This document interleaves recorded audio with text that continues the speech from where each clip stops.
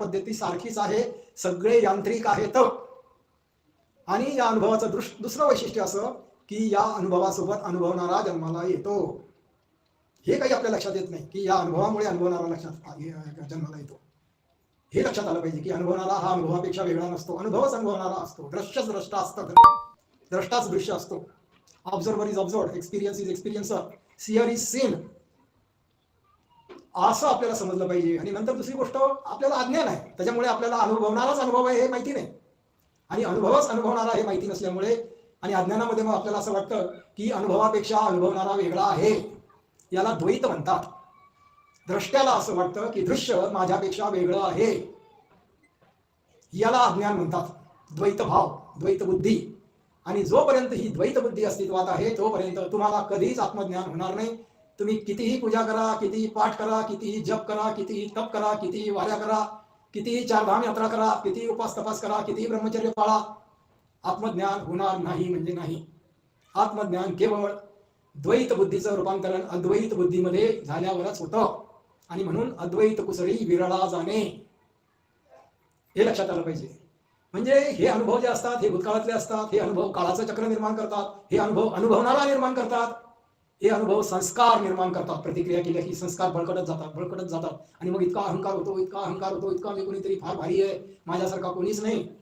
आणि मग रावण जन्माला येतो. अहंकार म्हणजे रावण. आणि आपल्या अज्ञानामुळे आपण रावणाला जन्म देतो. आपण स्वतःच रावण बनून जातो. या अनुभवाचं स्वरूप आपल्याला ओळखता आलं नाही. अनुभवणारा एकच आहे समजलं नाही. अनुभवणारा हा अनुभवापेक्षा वेगळा आहे असं वाटलं आणि द्वैत निर्माण झालं.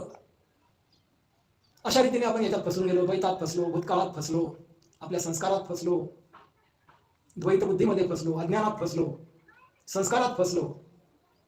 एवढा घोटाळा एका अज्ञानामुळे झाला. आणि म्हणून आणि काय होतं मग या अज्ञानाची आपल्याला सवय होऊन जाते. आपल्याला काही कधी कोणी सांगितलेलं नसतं, आपल्याला हे समजलेलं नसतं.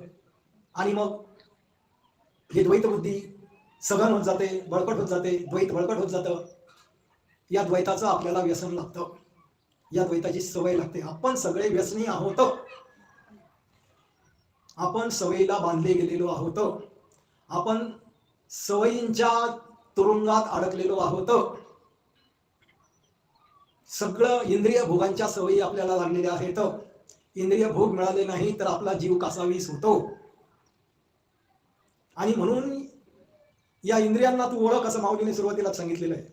या इंद्रियांना ओळख आणि या इंद्रियांच्या विषयांना ओळख आणि त्यांचा त्याग घडू दे समजेतून. बळजबरीने नाही. बळजबरीने केला तर काही त्याग होत नाही. तो समजेतून खरोखर कळलं पाहिजे.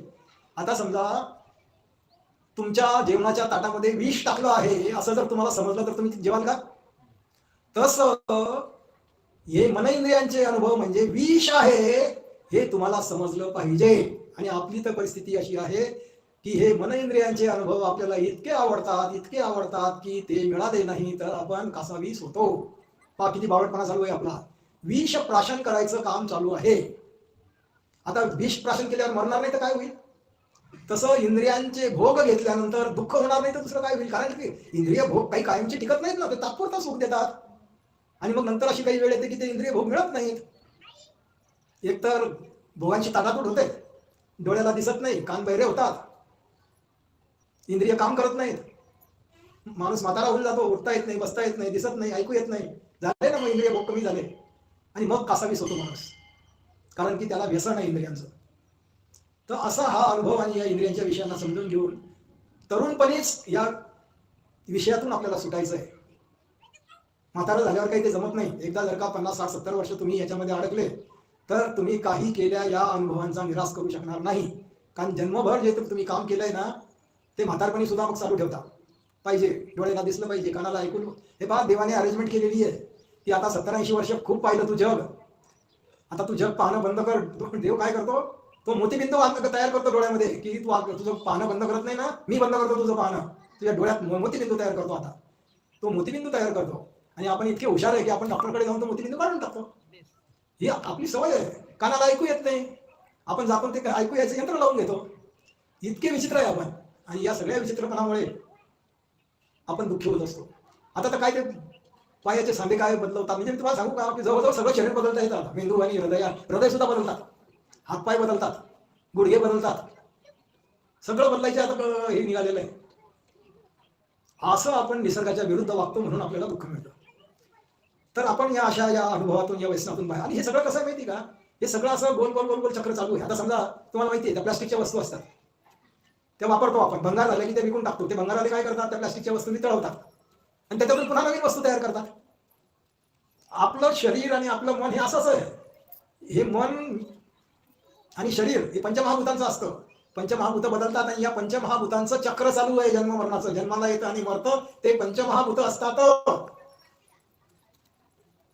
आता पुढे कधीतरी विषय घेईल तुम्हाला, सांगेल मी की पुनर्जन्म ही पूर्णपणे खोटी गोष्ट आहे. पुनर्जन्म होतच नसतो. पण आपल्याकडे चुकीच्या गोष्टी पसरवल्या गेलेल्या आहेत, त्याचा आपण कधीतरी विचार करू, कारण मोठा गहन विषय येतो. आता बघा, तुम्हाला उदाहरण सांगतो मी.